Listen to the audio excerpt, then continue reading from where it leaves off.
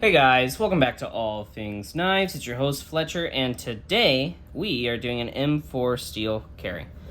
So, finally finished the M4 on this Benchmade. I would say it held up really well.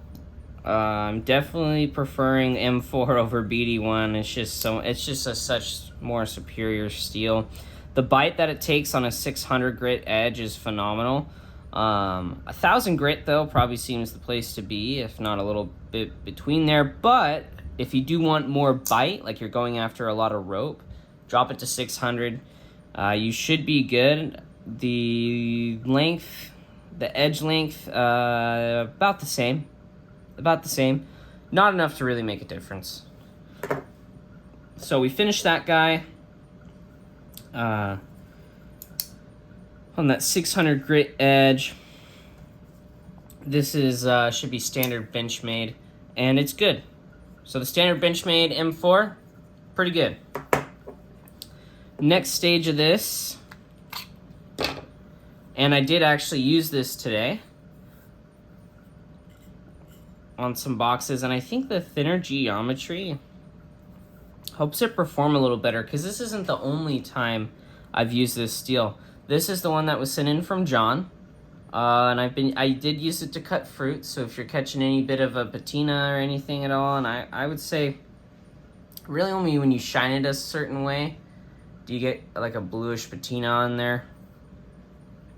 But the steel takes a very nice razor edge, and it does hold it for a long time.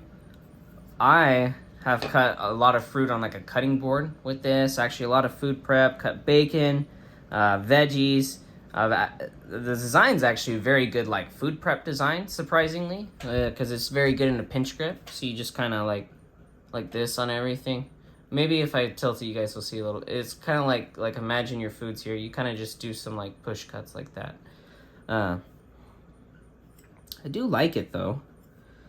I do like the edge it takes. It's still got a very good edge after all that food. Like you guys can hear that. After all that food prep. This one is definitely going to be like, what can M4 take in terms of corrosion resistance? This one is John's heat treatment of M4. He told me he was kind of thinking about doing M4. He's pretty certain about doing it. It's not on his books yet, but this will also be kind of a performance review too, as to how it does. He sent this in for me to be able to carry it, so that's exactly what I'm gonna do. I'm gonna carry it. I'm gonna give John my thoughts on this knife, and yeah, it's really growing on me. This model too, this knife, the steel too. You know, M4 was kind of going to a place of like not being, not as respected by me, and then the more I use it, the more I sharpen it.